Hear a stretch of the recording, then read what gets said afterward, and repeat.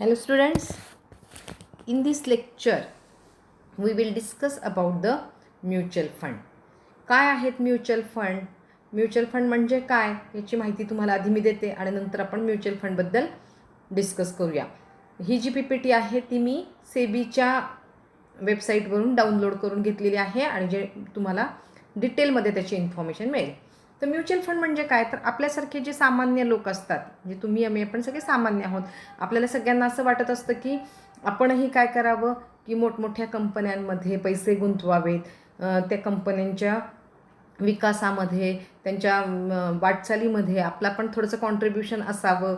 आपल्याकडे पण काही म्हणजे असं आपली इच्छा असते की ह्या ज्या मोठ्या मोठ्या कंपन्या आहेत, रिलायन्स आहेत, अमुक आहेत, टाटासारखी कंपनी आहे आणि ह्या कंपन्यांच्या वाटचालीमध्ये आपला पण काही थोडा हातभार लावा. पण आपण इतके मोठे नसतो आणि आपण त्यांचे शेअर्स खरेदी करू शकत नाही, आपल्याकडे एवढे पैसे पण नसतात, बरोबर. आणि म्हणून हेच विचारात घेऊन एक सामान्य लोकांची इच्छा, आकांक्षा, त्यांची सेव्हिंग, त्यांची बचत हे लक्षात घेऊन म्युच्युअल फंडची स्थापना करण्यात आली. म्हणजे काय आहे की आपल्यासारख्यांचे छोटे छोटे 10 रुपये, 20 रुपये, 50, 100 रुपयासारखे फंड आपल्याकडे हा फंड मोठमोठ्या कंपन्यांमध्ये इन्व्हेस्ट करण्याचं काम म्युच्युअल फंड करत असतात. समजलं? मग आपण काय करत असतो की म्युच्युअल फंडमध्ये आपण जे पैसे इन्व्हेस्ट करत असतो, आपला शेअर खूप छोटा असतो, 100 रुपये, 200 रुपये, 1000 रुपये, 10,000 रुपये, बरोबर. आणि मग हे पैसे हे म्युच्युअल फंड काय करत असतं, या मोठमोठ्या कंपन्यांच्या विकासामध्ये, त्यांच्या कामासाठी, त्यांचे शेअर्स खरेदी करण्यासाठी इन्व्हेस्ट करत असतं. म्हणजे आपण अप्रत्यक्षरित्या या कंपन्यांमध्ये पैसे गुंतवत असतो, बरोबर. आता हा म्युच्युअल फंडचं काम सगळ्यात पहिलं युनिट ट्रस्ट ऑफ इंडिया UTIने सुरू केलं, बरोबर.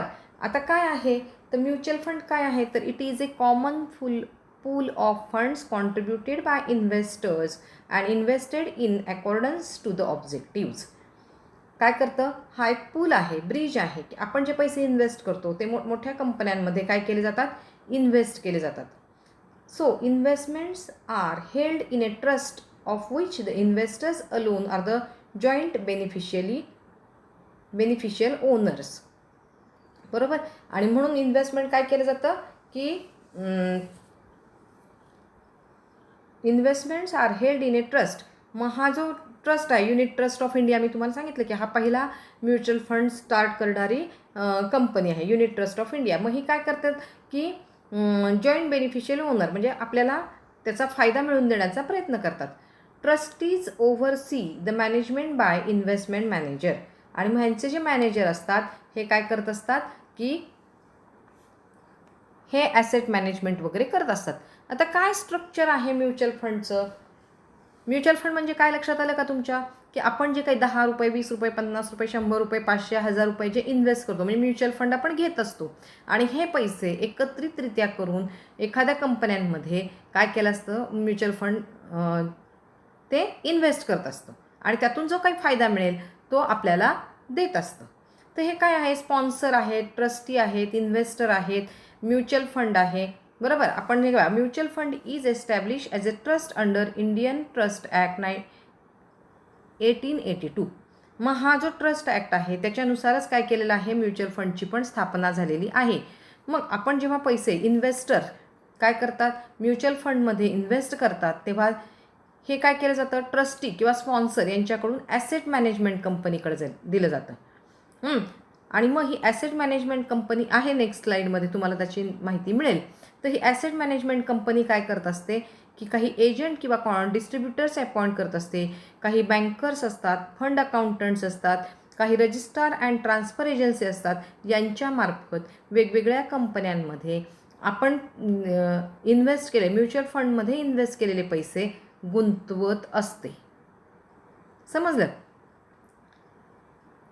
नेक्स्ट आहे, आता ही ॲसेट मॅनेजमेंट कंपनी काय असते, तर it is a investment manager of the mutual fund. ही एक काय आहे की इन्व्हेस्टमेंट मॅनेजर आहे, appointed by the trustee with SEBI approval. तुम्हाला जर ही ॲसेट मॅनेजमेंट कंपनी टाकायची असेल तर तुम्हाला सेबीचं अप्रुव्हल घ्यावं लागेल. Trustees and AMC enter into the invest management agreement. आणि मग ते ह्या ट्रस्टी आणि ही जी AMC आहे हे दोघं मिळून काय करत असतात की एक ॲग्रीमेंट करत असतात. Required to invest seed capital of 1% of amount raised subject to maximum of ₹50 lakh in all open ended schemes. आता ह्या ओपन एंडेड स्कीम वगैरे काय आहेत ते आपण नंतर चर्चा करणारच आहोत. तर हे सीड कॅपिटल म्हणून इन्व्हेस्ट करतात. म्हणजे आपण जे पैसे दिलेले आहेत, इन्व्हेस्ट केलेले आहेत, आपण जे काही म्युच्युअल फंड खरेदी केलेले आहेत, हे पैसे सीड कॅपिटल म्हणून इन्व्हेस्ट केले जातात. मॅक्झिमम किती? 50 लाखपर्यंत.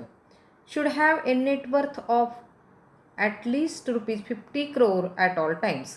मॅक्झिमम किती आहे? 50 करोडपर्यंत इन्व्हेस्ट एका कंपनीमध्ये 50 करोड इतकं ते इन्व्हेस्ट करू शकतात. At least 50% of the member of the board of an AMC have to be independent. आता हे ॲसेट मॅनेजमेंट कंपनीबद्दल मी सांगते. म्हणजे ही कंपनीचे जे काय आहेत ते 50% मेंबर काय आहेत, हे इंडिपेंडंट असले पाहिजेत. AMC of one mutual fund cannot be on AMC or trustee of another fund. आता यातले जे मेंबर आहेत हे दुसऱ्या कुणाचेही मेंबर किंवा ट्रस्टी असू नयेत. AMC cannot engage in any business other than that of financial advisory and investment management. Okay. आता ही AMC बद्दल माहिती मी तुम्हाला सांगितली. आता how does a mutual fund work. Mutual fund काम कसं करतं बघा, तुमच्या समोर आहे PPT. पहिले इन्व्हेस्टर्स आहेत. इन्व्हेस्टर्स पूल देअर मनी, म्हणजे इन्व्हेस्ट करतात पैसे, बरोबर. मग तिथे फंड मॅनेजर असतो. हा फंड मॅनेजर काय करतो? Invest in stocks and securities. वेगवेगळ्या कंपन्यांच्या सिक्युरिटीमध्ये, इक्विटी शेअर्समध्ये, प्रेफरन्स शेअर्समध्ये, डिबेंचर्समध्ये, बॉन्ड्समध्ये पैसे इन्व्हेस्ट करतात. आता इट हेल्प्स टू जनरेट. याच्यामुळं काय होतं की रिटर्न मिळायला सुरुवात होते, बरोबर की नाही. पैसे रिटर्न त्या कंपन्यांना फंड मिळाला की त्यांचं काम सुरू होतं, त्यांचा सेल इन्क्रीज होतो, त्यांचा प्रॉफिट इन्क्रीज होतो आणि त्यांना ते काय करतात, मग त्या शेअर्सवरती मोठ्या प्रमाणावरती डिव्हिडंड देतात आणि मग त्या रिटर्न मिळतं त्यांना. मग हे रिटर्न डिलिव्हर्ड टू इन्व्हेस्टर. आणि हे रिटर्न काय केलं जातं, हा जो प्रॉफिट मिळालेला आहे शेअर्सवरचा, हा म्युच्युअल फंडवाल्यांना, म्हणजे आपण ज्यांनी इन्व्हेस्टरने म्युच्युअल फंडमध्ये इन्व्हेस्ट केलेला आहे त्यांना रिटर्न मिळतं, बरोबर. Pool of investors money invested according to pre-specified investment objectives. Benefits accrue to those that contribute to their pool. There is trust mutually in the contribution and the benefit. Hence the name mutual fund. एकमेकांना सहाय्य करू, एकमेकांना मदत करू, एकमेकांच्या बरोबर राहून आपण आपले डेव्हलपमेंट करू, म्हणून त्याचं नाव काय आहे? म्युच्युअल फंड आहे. लक्षात आलं. आता क्लासिफिकेशन ऑफ म्युच्युअल फंड. कुठले कुठले प्रकार आहेत म्युच्युअल फंडचे? तर mainly there are three types of mutual funds. That is based on structure, based on investment objectives, based on investment styles. आता द बेस्ड ऑन स्ट्रक्चर इथं याच्यामध्ये again divided into 3 parts. That is open ended funds, close ended funds, interval funds. Based on investment objectives divided into 3 parts. That is debt funds, equity funds and hybrid funds. Then again based on investment style, त्याच्यामध्ये काय आहे की passive funds and active funds. Now we will explain or we will learn about the detail. What are the open-ended funds? Open-ended funds काय आहेत? तर हे mutual फंडचा एक प्रकार आहे. हा स्ट्रक्चरवर बेस्ड आहे आणि मग या फंड्समध्ये काय असतं? No fix maturity.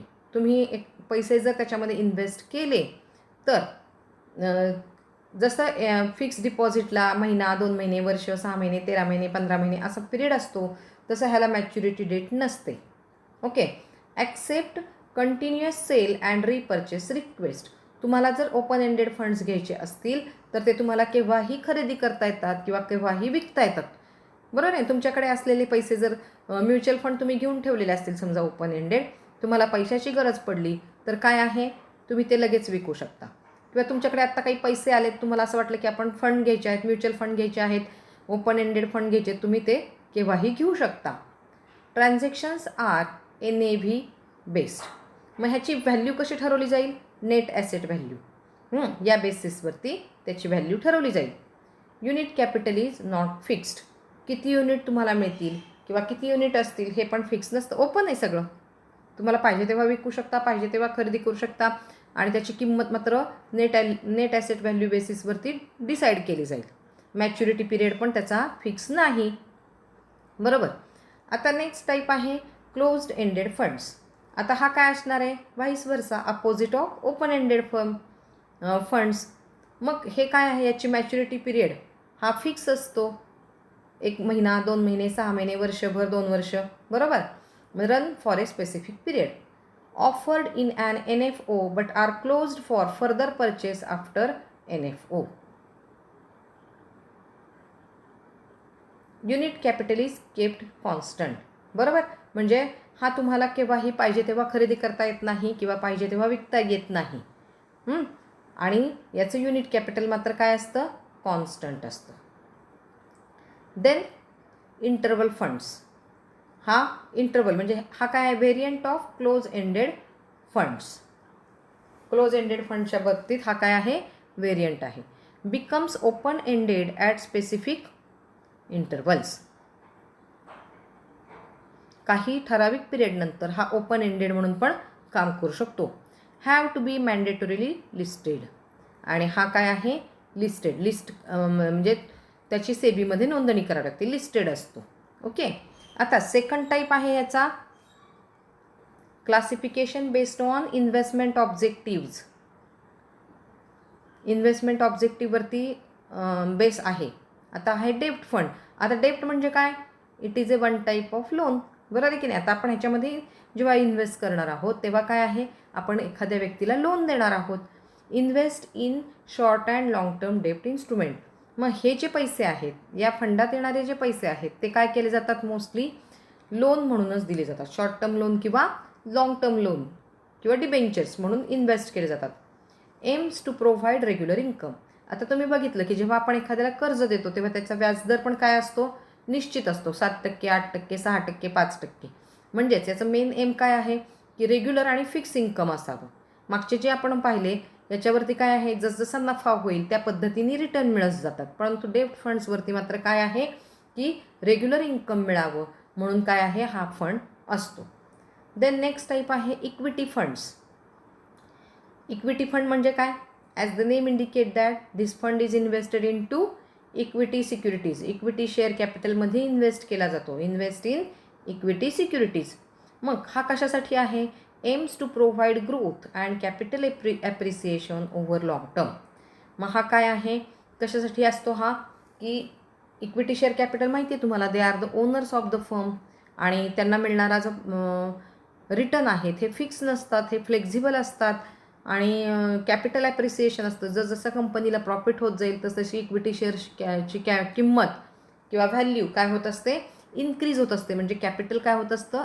ॲप्रिशिएट होत असतं, ग्रोथ होत असतं लाँग टर्ममध्ये. म्हणजे main aim of this funds are to provide growth and capital appreciation. म्हणजे इक्विटी फंड कशामध्ये इन्व्हेस्ट केले जातात? तर इक्विटी सिक्युरिटीमध्ये. Then hybrid funds. Hybrid fund म्हणजे काय? कॉम्बिनेशन ऑफ डेप्ट and equity capital. Equity funds. बरोबर. So it is invested in a combination of equity and डेप्ट सिक्युरिटीज. आता काय आहे? म्हणजे त्याचं प्रपोर्शन 50-50% इन्व्हेस्ट करणार आहे का? नाही. तर प्रपोर्शन ऑफ इक्विटी अँड डेप्ट मे व्हॅरी. कधी 30% डेप्टमध्ये, 70% इक्विटीमध्ये, कधी 70% इक्विटीमध्ये, 30% डेप्टमध्ये असं इन्व्हेस्ट केलं जातं. Aims to provide for both income and capital appreciation. दोघांचं कॉम्बिनेशन असल्यामुळं काय आहे? की इन्कम मिळवणं हा पण एक उद्देश असतो आणि कॅपिटल ॲप्रिसिएशन व्हावं हा पण एक उद्देश असतो. Next classification based on investment style. Investment स्टाईलवरती बेस्ड आहे. मग याच्यामध्ये आहे पॅसिव्ह फंड्स आणि ॲक्टिव्ह फंड्स. आता पॅसिव्ह फंड्स काय आहे? Replicate a market index. मग या फंडमध्ये तुम्हाला काय दिसत असतं? की मार्केटमध्ये काय चाललेलं आहे, मार्केट कसं ग्रोथ होतो आहे का, मार्केट पडलं आहे, गडगडलं आहे, काय झालं आहे हे दिसत असतं. Invest in same securities and in same proportion is that of index. No active selection of any stock or sector. म्हणजे स्पेशल कुठं इन्व्हेस्टमेंट केली पाहिजे याच्या बाबतीत काहीही त्यातला बंधनं नसतात.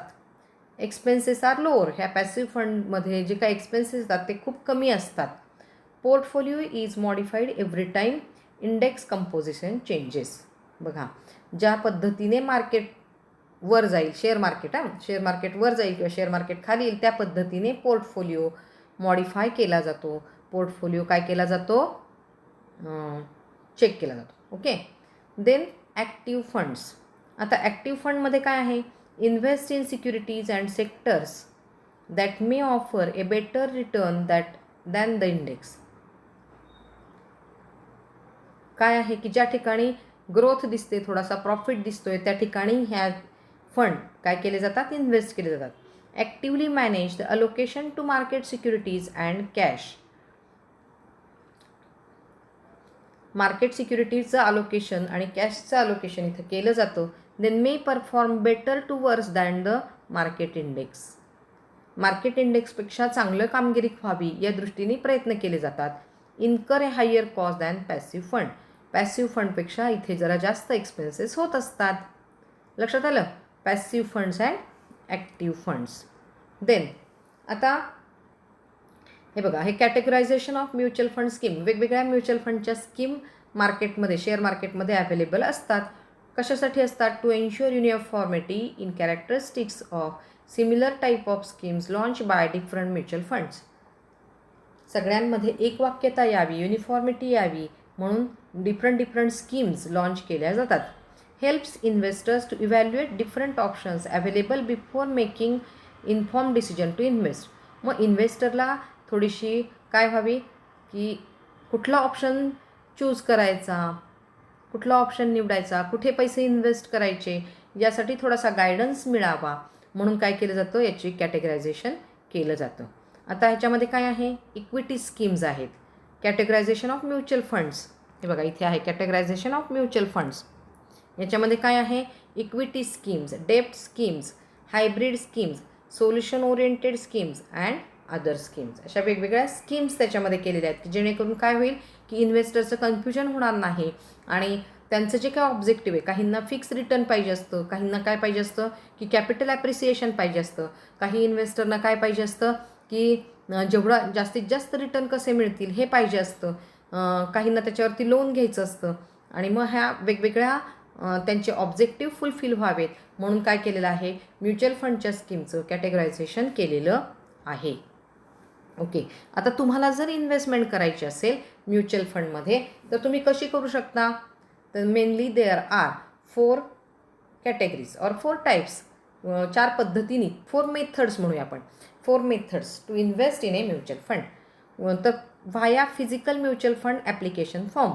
प्रत्यक्ष जाऊन तुम्ही एखाद्या कंपनीमध्ये म्युच्युअल फंड ॲप्लिकेशन फॉर्म भरून म्युच्युअल फंडमध्ये इन्व्हेस्ट करू शकता, म्युच्युअल फंड खरेदी करू शकता. Okay. Then second via online mode. वेबसाईटवरती जाऊन म्युच्युअल फंडबद्दल टाकली माहिती की तुम्ही काय करू शकता? कुठल्याही कंपनीचे म्युच्युअल फंड ऑनलाईन तुम्ही खरेदी करू शकता. Via mobile apps of mutual fund. Mutual फंडचं मोबाईल ॲप पण आहे आणि with the help of this app तुम्ही काय करू शकता? म्युच्युअल फंड खरेदी करू शकता, इन्व्हेस्ट करू शकता. Then fourth method via AMFI registered mutual fund distributor using physical form, online आणि mobile app. AMFI registered mutual fund distributor असतात, यांच्याकडून तुम्ही काय करू शकता? फिजिकल फॉर्म किंवा ऑनलाईन मोबाईल ॲप वापरून तुम्ही म्युच्युअल फंड खरेदी करू शकता. Then centralised KYC in securities market. KYC म्हणजे काय? Know your customer. तुम्ही फॉर्म भरता की नाही, तुमचे बँकेचे अकाउंट्स असतील आणि मग बँकांना रिक्वायरमेंट असते की तुम्ही काय करा? KYC करा असं म्हटलं जातं. मग KYC म्हणजे काय आहे? Know your customer. तो फॉर्म असतो, त्याला तुमचे आधार कार्ड, पॅन कार्ड लावावं लागतं, बरोबर? मग KYC registration is centralised through KYC registered agencies registered with SEBI. मग तुम्हाला जेव्हा म्युच्युअल फंड घ्यायचे असतील किंवा म्युच्युअल फंडमध्ये तुम्हाला इन्व्हेस्टमेंट करायची असेल तर तुम्हाला KYC करावं लागतं. म्हणजे काय करावं लागतं? तो फॉर्म जो आहे तो फॉर्म भरावा लागतो. मग हा फॉर्म कुठे भरणार आहात तुम्ही? तर KYC रजिस्ट्रेशन एजन्सीज असतात, ह्या एजन्सीज सेबीकडे रजिस्टर्ड केलेले असतात त्यांच्याकडे तुम्हाला KYC करावं लागतं. Each investor to undergo KYC process only once in security market. तुम्हाला फक्त एकदाच काय करावं लागतं, KYC प्रोसेस करता येते. And details would be shared with other intermediaries by the KRAs. आणि मग हे डिटेल इन्फॉर्मेशन तुम्हाला त्या इंटरमिडिएटरीकडे द्यावी लागते. Then standard accounting opening form AOF has 2 parts. त्याला 2 पार्ट आहेत, पार्ट 1 अँड पार्ट 2. पार्ट 1 मध्ये काय आहे, basic and uniform KYC details of the investor. आणि सेकंड पार्टमध्ये काय असतं, additional KYC information as may be sort separately by the mutual fund. आणि मग कुठले म्युच्युअल फंड घेतलेले आहेत, काय आहेत त्याच्याबद्दलची इन्फॉर्मेशन ही सेकंड पार्टमध्ये असते. आता म्युच्युअल फंड इन्व्हेस्टमेंट प्रोसिजर काय आहे, तुम्हाला आता म्युच्युअल फंडमध्ये इन्व्हेस्टमेंट करायचीच आहे. मग आता तुम्ही काय करणार आहात, first indicate whether you are a first time investor or existing investor. तुम्ही पहिल्यांदाच इन्व्हेस्टमेंट करता आहात का तुमच्याकडे ऑलरेडी म्युच्युअल फंड आहेत हे तुम्हाला दाखवावं लागेल. Then visit official website of KRA and check whether you are KYC complaint or not. You must submit this KYC status. मग तुम्हाला तुमचं KYC करावं लागणार आहे. त्याच्याबाबत काही तुमची KYCची काही कंप्लेंट आहे का, काही तुमचं डॉक्युमेंट्स इनकम्प्लीट राहिलेले आहेत का, हे तुम्हाला चेक करावं लागेल. Then provide your details like name, address etcetera. तुमचं नाव, तुमचा पत्ता हे तुम्ही सगळं डिटेल भरायचे आहेत. Submit bank account details and copy of cancelled cheque. तुम्हाला तुमच्या बँक अकाउंटचे डिटेल आणि कॅन्सल केलेला चेक तुम्हाला काय करावं लागेल, सबमिट करावा लागेल. Then once document are accepted by mutual fund company you may start making investment. आणि हे ज्या म्युच्युअल फंड कंपनीमध्ये तुम्ही इन्व्हेस्ट करणार आहात त्या कंपनीला हे डॉक्युमेंट ॲक्सेप्ट झाल्यानंतर तुम्ही काय करू शकता, इन्व्हेस्टमेंट करू शकता. आता तुम्हाला इन्व्हेस्टमेंट करायची आहे, पण कुठले कुठले मोड्स आहेत इन्व्हेस्टमेंट करण्यासाठी. तर फर्स्ट आहे लमसम इन्व्हेस्टमेंट. तुम्ही वन टाईम इन्व्हेस्टमेंट करणार आहात. तुमच्याकडे आत्ता सध्या 1 कोटी रुपये आहेत, नाही आहेत ना, माझ्याकडे पण नाही आहेत, करायचे आहेत. आपण 1 लाख रुपये म्हणूया, 1 लाख आहेत का, आहेत. मग लमसम इन्व्हेस्टमेंट जर करायची असेल तर वन टाईम इन्व्हेस्टमेंट तुम्ही 1 लाख रुपये करू शकता. Usually large some of money is invested in one go. 1 lakh रुपये एकदाच तुम्ही काय करणार आहात, इन्व्हेस्ट करणार आहात. Investor faces risk of volatility in market. आता हे 1 लाख रुपये मी भरले, त्याच्यावरती काय आहे, रिस्क आहे. ज्या कंपन्यांमध्ये हे 1 लाख रुपये इन्व्हेस्ट केले जातील ती कंपनी जर प्रॉफिटमध्ये असेल तर माझ्या 1 लाखवरती मला काय मिळणार आहे, प्रॉफिट मिळणार आहे. नाहीतर काय आहे की थोडी रिस्क आहे. Then another mode of investment that is SIP systematic investment plan. मग आता हे काय आहे, तर stagger investment. Period of commitment 6 month, 1, 3, 5 years. 6 महिने किंवा 1, 3, 5 वर्ष असतात. Then specific intervals monthly, quarterly, half yearly. तुम्ही दर महिना काही तुम्हाला तुमच्या पेमेंटमधून, सॅलरीमधून इन्व्हेस्टमेंट करायची आहे. 10,000, 5,000, 2,000 तुम्ही करू शकता. ठीक आहे. Mode on specific dates 1, 5th, 10th, 15th of every month. 10 तारखेला तुमचा पगार 5 तारखेला होतोय, 10 तारीख किंवा 10 तारखेला होतोय, 15 तारीख तुमच्या पगारातून कट व्हावा असं तुमची इच्छा असेल तर ह्या सिस्टमॅटिक प्लॅनद्वारे सुद्धा तुम्ही काय करू शकता, इन्व्हेस्टमेंट करू शकता. Then investment modes in mutual funds. मग याच्यामध्ये डायरेक्ट म्युच्युअल फंड आणि रेग्युलर म्युच्युअल फंड असे 2 प्रकार आहेत. आता डायरेक्ट म्युच्युअल फंड काय आहेत, directly offered by fund house. जी कंपनी आहे म्युच्युअल फंडची, म्हणजे आता तुम्हाला मी सांगितलं युनिट ट्रस्ट ऑफ इंडिया हा सगळ्यात मेन आहे म्युच्युअल फंडचा. मग ती डायरेक्ट तुम्हाला ऑफर करते आणि तुम्ही ते घेता.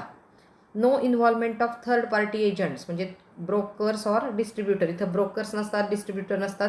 UTI डायरेक्ट सेल करायला काढते म्युच्युअल फंड आणि तुम्ही ते घेता.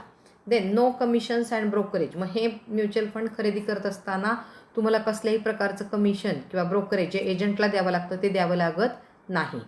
Have low expenses ratio because no commission. मग इथं यांचे एक्सपेन्सेस पण काही होत नाही कारण यांना कमिशन द्यावं लागत नाही. Have high NAV net asset value पण हाय असते. Return is higher due to a lower expenses ratio. आणि कुठल्याही प्रकारचे छुपे खर्च असल्यामुळे ह्यांचे रिटर्न्स पण काय असतात, हायर असतात. आता दुसरा टाईप आहे रेग्युलर म्युच्युअल फंड.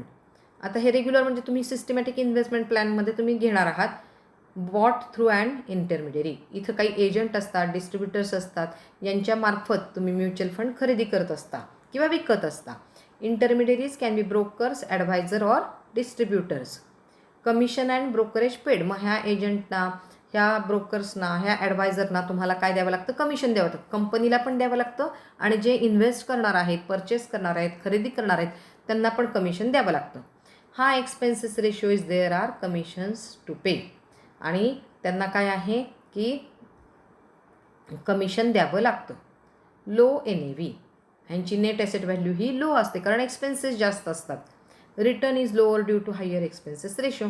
वेगवेगळ्या प्रकारचे कमिशन द्यावे लागत असल्यामुळे ह्यांना काय आहे की रिटर्न पण ह्यांचे जास्त असतात. आता देअर आर व्हेरियस प्लान्स.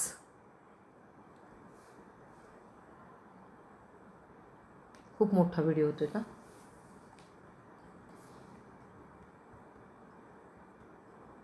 तीनच स्लाईड राहिले, थोड्या फास्ट सांगते. म्युच्युअल फंडचे प्लॅन आहेत ग्रोथ ऑप्शन आणि dividend options. Okay, growth option काय आहे, gain made in portfolio are retain and reflected in NAV. मग इथे काय आहे की जो काही फायदा मिळणार आहे तो तुम्हाला दिला जात नाही, तर तुम्हाला काय केलं जातं, ॲडिशनल. म्हणजे जसं FDवरती व्याज काय असतं, FD 50,000ची केली, 1 वर्षासाठी आपल्याला 55,000, म्हणजे एक्झाम्पल दिलं 55,000 मिळतात. म्हणजे काय आहे की तिथंच ठेवलं जातं की आपल्याला 5,000 व्याज सेपरेट दिलं जात नाही. जर तुमची इच्छा असेल तर महिन्याला तुम्हाला 700-800 रुपये व्याज पाहिजे असेल तर तशा पद्धतीचं पण मिळतं. पण इथं काय आहे, ग्रोथ फंडमध्ये एकदम 50,000 तुम्ही इन्व्हेस्ट केले, 55,000 रुपये मिळतील. Realised profit or loss is treated as capital gain or loss. Profit झाला तर प्रॉफिट, ऑर लॉस असेल तर loss. No increase or decrease in number of units except if units are purchased or sold by the investor. मग तुमचे हे number of units पण increase किंवा decrease होणार नाहीत. आता सेकंड ऑप्शन काय आहे, dividend pay option, pay out option. Funds declare dividend from realised profits. मग दर काय 6 महिन्याला तुम्हाला डिव्हिडंड डिक्लेअर केला जाईल. 50,000वर जो काही डिव्हिडंड असेल तो दिला जाईल. Amount and frequency varies and depends upon distributable surplus. जेवढा काही डिस्ट्रीब्यूट करणार आहे प्रॉफिट त्याच्यावरती काय आहे, त्याची फ्रिक्वेन्सी, कधी 5% मिळेल, कधी 7% मिळेल, कधी 10% मिळेल. NAV fails. आता इथं 50,000चे 50,000च राहणार आहेत. नेट ॲसेट व्हॅल्यू इन्क्रीज होणार नाही. Falls after dividend payable to the extent of dividend paid. आता थर्ड ऑप्शन आहे डिव्हिडंड रिइन्व्हेस्टमेंट ऑप्शन. मग हा जो तुम्हाला 5,000 10,000 डिव्हिडंड मिळणार आहे तो पुन्हा काय करायचा, इन्व्हेस्ट करायचा. Dividends is reinvested in the same scheme by buying additional units at X dividend NAV. आणि हा पुन्हा तुम्हाला डिव्हिडंड दिला जात नाही तर तो पुन्हा इन्व्हेस्ट केला जातो. Number of unit standing to the credit to the investor. आणि मग तुमचे समजा पहिल्यांदा 10 म्युच्युअल फंड असतील तर ते वाढत जातात, 11, 12, 13. जशी डिव्हिडंडची अमाऊंट इन्क्रीज होईल तसे तुमचे युनिट पण वाढत जातात. Number of increase each time a dividend is declared and reinvested back into the scheme. आणि पुन्हा पुन्हा रिइन्व्हेस्ट केले जातात, तुम्हाला रोख रक्कम मिळत नाही. Okay, so how to check information about the mutual fund. मग तुम्ही कसं चेक करणार आहात, तर स्टेटमेंट ऑफ ॲडिशनल इन्फॉर्मेशन. हे स्टेटमेंट तुम्हाला मिळत जातं की तुमच्या नावावर किती म्युच्युअल फंड आहेत, किती वाढले, तुम्हाला रोख पैसे किती मिळाले, रोख डिव्हिडंड तुम्ही घेतला का. तुम्ही जो काही ऑप्शन चूज कराल त्यानुसार तुम्हाला त्याचं स्टेटमेंट मिळत जातं. Contains generic and statutory information of mutual fund. Contains financial information of mutual funds. Lays down rights of investor, other additional information. आणि याचं स्टेटमेंट तुमच्या अकाउंटवरती तुम्हाला येत राहतं. जसं बँकेचं स्टेटमेंट तुम्हाला मिळतं त्याच पद्धतीने म्युच्युअल फंडचं स्टेटमेंट पण तुम्हाला मिळत जातं. Then scheme information document. मग स्कीम टाईप कोणती आहे तुमची, ओपन एंडेड आहेत का क्लोज एंडेड आहेत, इन्व्हेस्टमेंट ऑब्जेक्टिव्ह काय आहे तुमचं, ॲसेट अलोकेशन काय आहे, इन्व्हेस्टमेंट स्ट्रॅटेजी काय आहे, terms with regard to the liquidity, fees and expenses किती झालेले आहेत, अदर इन्फॉर्मेशन, हे सगळं तुम्हाला त्याच्यामध्ये मिळत जातं. Then riskometer and its importance. तुमच्या रिस्क किती आहेत, काय आहेत. तुम्हाला माहिती आहे म्युच्युअल फंडवाले काय करत असतात, शेअर मार्केटमध्ये पैसे इन्व्हेस्ट करतात. त्यामुळे तुमची रिस्क कशी आहे, लो आहे का, मॉडरेट आहे का, हाय आहे का, व्हेरी हाय आहे का, हे सगळ्या लेवल्स तुम्हाला सांगत असते. ओके, आणि मग अशा पद्धतीने हे म्युच्युअल फंड काम करत असतं. तुम्ही म्युच्युअल फंडचे मध्ये पैसे जसे इन्व्हेस्ट करू शकता त्याच पद्धतीने तुम्ही एजंट होऊ शकता, डिस्ट्रीब्युटर होऊ शकता, ॲडवायझर होऊ शकता आणि इन्कम जनरेट करू शकता. पुन्हा पुन्हा व्हिडिओ ऐका. खूप मोठा व्हिडिओ झाला आहे, अपलोड व्हायला जरा थोडासा त्रास होईल, पण मला असं वाटतं की तुम्हाला हे बऱ्यापैकी समजलं असेल. Okay, thank you.